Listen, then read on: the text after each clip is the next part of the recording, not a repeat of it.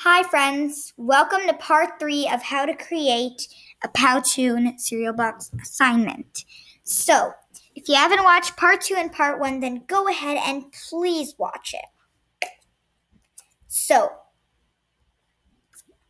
we're on our text and we want to experiment with our colors and font. So, we're going to change our font here. And we're going to choose this trick one because that looks cool. And then we're going to adjust the size, make it nice, big, and bold so everybody can see it. After we've finished our text, we are going to add some cool props and stickers and stuff. So we're going to go to props and we're going to click kitchen. And there we're going to find lots of food. So we're going to find, some raw fruit so we can have ingredients. Or we could find cereal. So let's just search a bowl.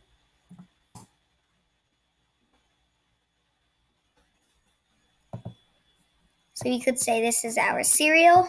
I know cereal's not steaming hot, but you can barely see the steam. So that's why we're going to select it so we can make it nice and big. And then, so you've got a ball. Maybe that doesn't look good. We're going to find one. So maybe that's what we have. Guess I'll just have this plate since it goes with blue shark bites. Blue, underwater. And then we just want to close it. We're going to go to kitchen and we're going to find, let's say we're going to add a strawberry. So there's some strawberries in ours. And you could add the moving stickers, because they don't have a timing, but the animated text and backgrounds and stuff, those are just a little too hard and not worth using time on. So we're going to add a little strawberry to tell that our cereal has strawberries, apples, bananas. So this is what ingredients we have in our cereal. Ask your students to select some fruits that they would want to add into their cereal.